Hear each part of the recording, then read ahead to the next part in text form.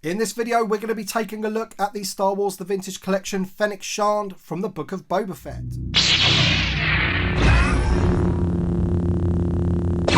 Hi there Star Wars collectors, and welcome to another Bossk Bounty video. As I mentioned in the intro, we're going to be taking a look at the Star Wars The Vintage Collection Fennec Shand action figure from the Book of Boba Fett.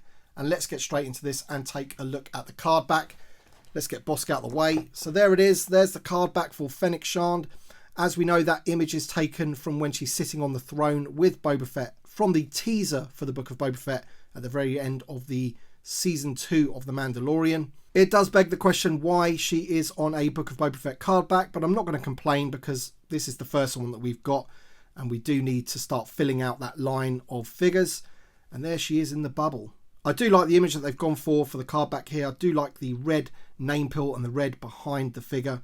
Does make it pop as always. They always seem to pick them well for that sort of thing. And yeah, Book of Boba Fett logo is looking pretty cool. Kenner logo at the bottom. Back of the card there, VC221. There's the rest of the figures from the wave, which will be reviewed on the channel, and a couple of the others from the previous wave. Vintage Collection logo. And as you can see there, we have a Malaysia import sticker, which is, yeah, for all you variant hunters out there. But there you go. As I mentioned in my previous video when I did the overview of the whole wave, unfortunately we do not have the thicker cardstock for these figures yet, which is a big shame. But there we go, that is Fennec Shand, and we're going to open her up right now and check out the figure. Just to quickly show you the tray. So she does come with two trays, one with the figure and some of the accessories, and one with her other rifle in the back. Alright then, so here is the figure out of the packaging, and whilst the figure looks absolutely fantastic, it's got to be said, it looks brilliant.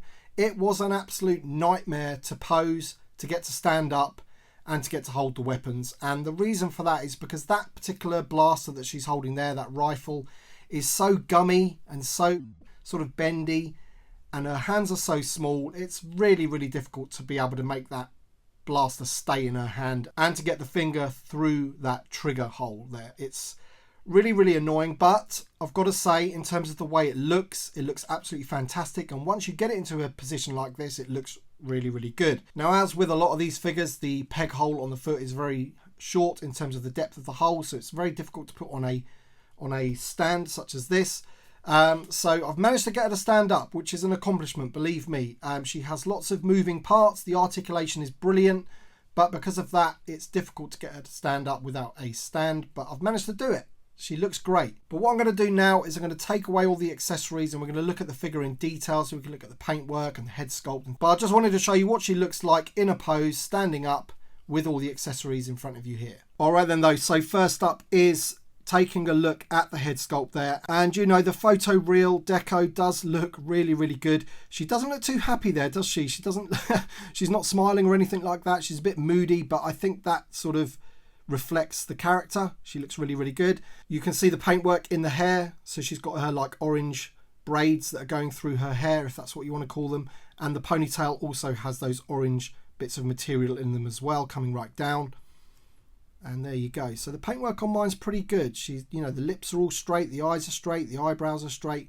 I think it looks pretty awesome.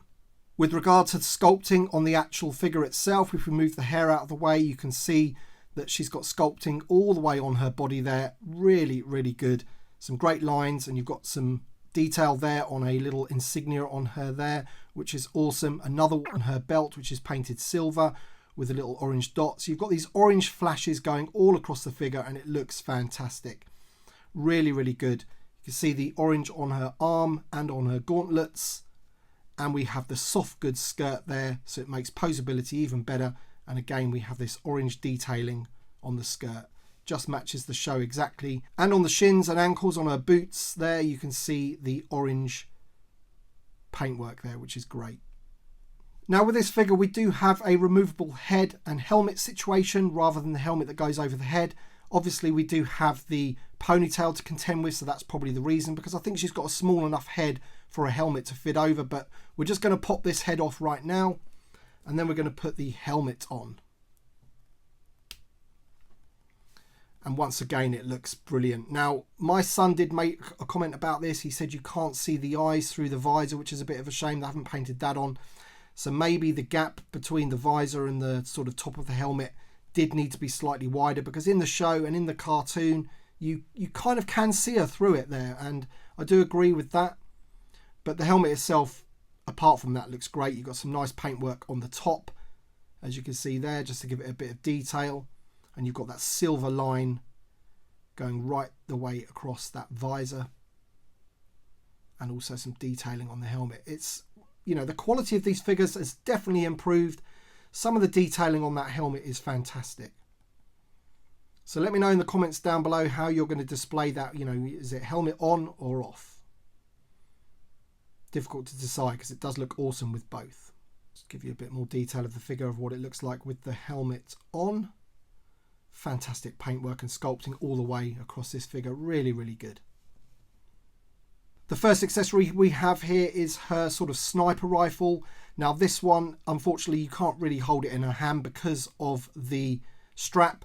So it looks much better when it's on her, over her shoulder, and you've got those two bits of orange flashes there, which gives it a bit of detail. And as I say, when it's over her shoulder like that, it looks a lot better. I'm not too sure what it's going to look like in her hands. And also that bit there, that looks like it could break. If you started to mess around with that too much, I think that could easily break. But there it is. Not too much detail in terms of weathering, which is a bit of a shame. It's just a standard piece of black plastic. Her second blaster here has a bit of paintwork on it. In terms of the stock is brown with a bit of black on the end. And again, as I mentioned earlier, it's so gummy and bendy. It is really difficult to be able to get her to hold it in her hand properly. The fact that you've got the extended stock without a traditional handle, it's very difficult to get her to hold it properly and to put her finger through that trigger hole there. And you can see there we've got that little bit of plastic on the end, making it a sort of unique blaster. The sight or scope on the top looks pretty cool. She also comes with a bottle of Spotchka, I think it's called, which she does drink at the end of The Mandalorian Season 2 in that teaser trailer for the Book of Boba Fett. So that's a nice thing. I think we also got one of those in the Navarro Cantina playset. So there you go, one more time. There is the figure. It's an awesome looking figure, really, really good. And we're just going to go through the articulation right now. So both the head and the helmet are on a sort of barbell double joint, so you get all the range of motion that you're going to need for that. Shoulders are on a bull hinge. They do not get restricted by her armor because her armor is like a soft plastic. You can see it lifts up there, which is brilliant the way they've designed that. You've got that slight split in there, which is brilliant, so you get the full range of motion all the way around. We have bull hinged elbows, and we have hinges on the wrists as well, and of course they swivel. You've got swivels all over the place. The torso has a split there, which is on a ball, so we've got loads of range of motion in there as well, which is great. And she does have the new type of hinges on the hips there, which is something that the Black Series does. I think Queel and maybe Bo-Katan have that as well in this line of figures. I think it's Bo-Katan anyway. We have the split at the thigh, we have a ball hinge at the knee, and we have the rocker ankles, which are on a hinge with the rocker there. You can see that. Awesome. So much articulation, and as I say, because of that, it is difficult to pose, but I'm sure you guys out there which are experts at posing figures won't have any problems with it. But to get at a stand with all the accessories on and everything, and especially to get her hands to hold the weapons, is a bit difficult. Both hands are the same in terms of how they're sculpted. You can see there, sort of, you know, with the trigger finger and everything. So one more time with the head.